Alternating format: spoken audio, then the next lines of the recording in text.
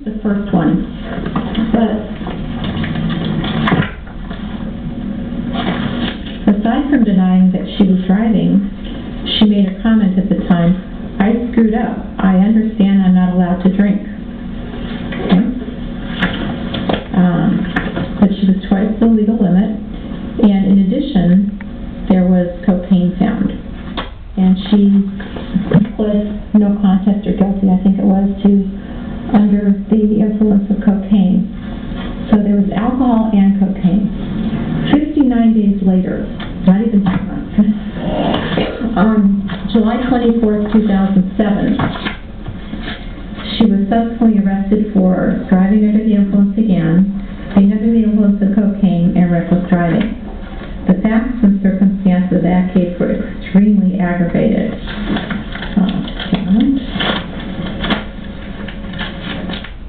Also, when she had originally lied on the first one and claimed she was the passenger, she finally stated, "I'm not a good liar," and apologized.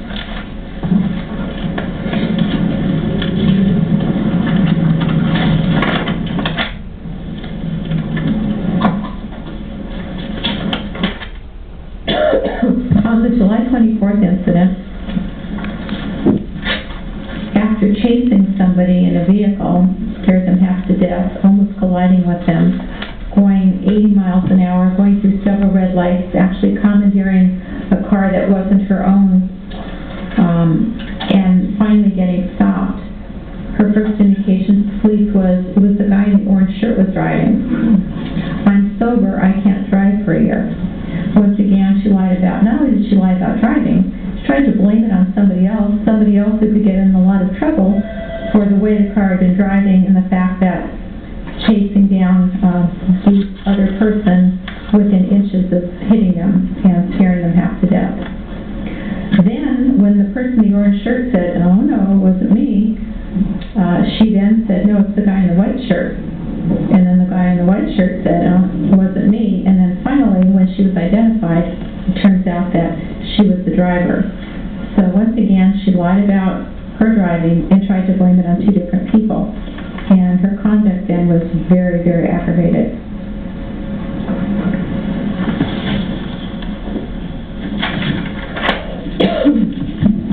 When the police officer discovered an unknown white substance on a card in Ms. Lohan's pants, she stated, "These aren't my pants." She claimed the pants were borrowed from somebody else, and that somebody else, and I won't mention anybody's names or anything, and another person used cocaine and may have set her up. Other witnesses indicated those pants were her favorite pants, and she'd worn them all the time. She said, "I'm sober. I just left 2 weeks ago from Promises in Malibu. I completed my stay, and I will continue to be drug-free. I don't do drugs." And then the urine sample came out positive for cocaine. So she lied then.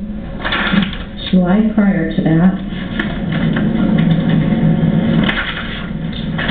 And after that, the court issued first time, as I indicate, her case came before me, I issued a warrant because I received a report that she had violated the conditions by missing more than 3 weeks.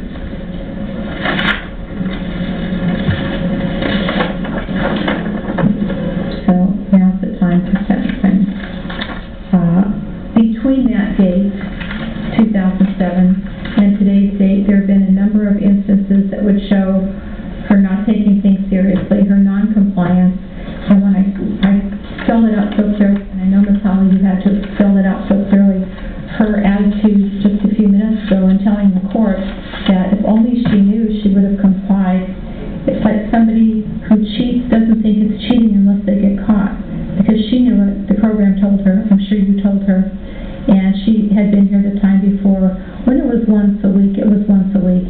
And once she knew that, and because the program let her have some leeway, she thought it was okay. The court just doesn't buy that at this time. First of all, the order revoking probation is set aside. Probation is reinstated as modified. Probation is converted from summary probation to formal probation. Defendant is ordered to spend 30 days in jail on the reckless driving case, 30 days in jail on the first DUI case consecutive, and 30 days in jail on the second DUI case consecutive. That's 90 days in jail.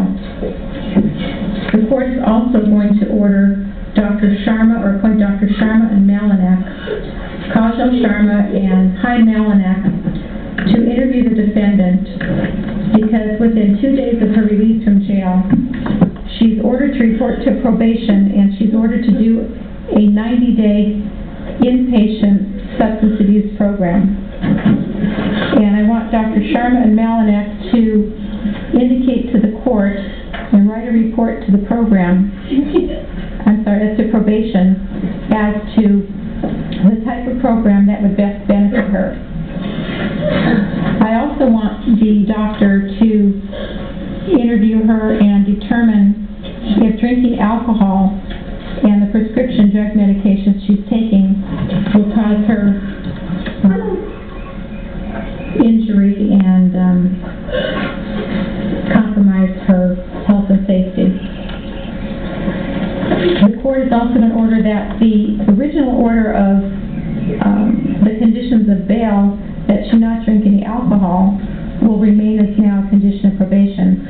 I see that the prior judge, although I'm sure it was an oversight, did not order two other conditions that are almost always given on this type of case, and I've ordered them now.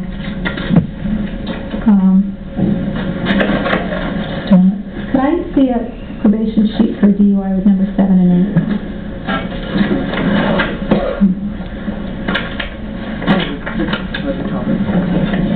No.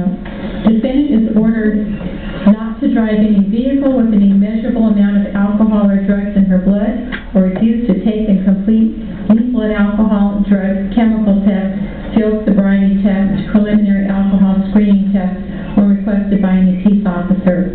She's not to drive a motor vehicle without a valid driver's license and insurance in her possession.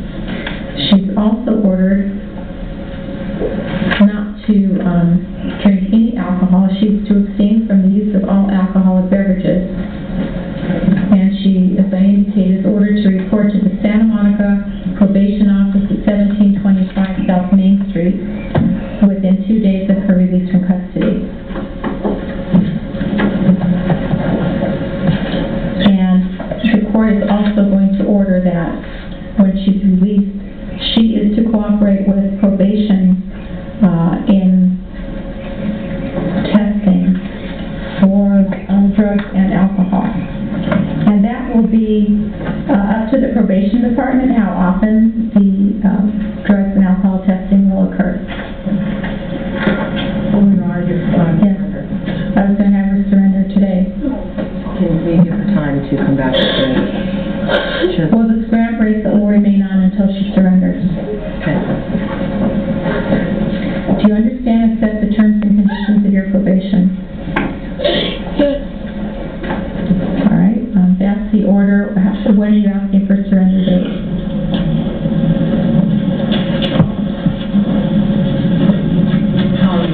Would your Honor give us 2 weeks? All right. That would be surrender in this court, July 20th at 8:30. And the scram bracelet will be on until that date. And the gentleman can come here that needs to remove the scram bracelet, that can be removed when she's surrendered.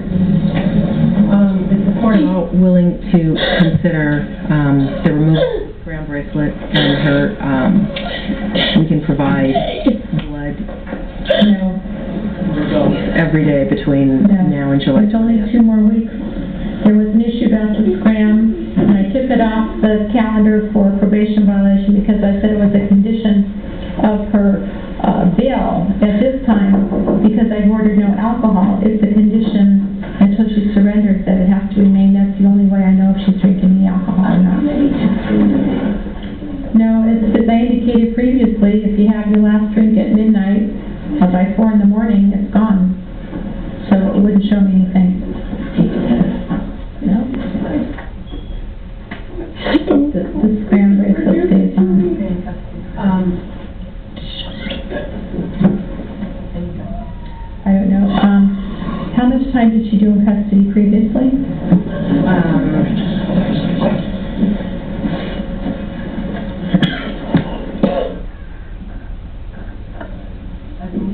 I'd have to confirm that. I wasn't the original.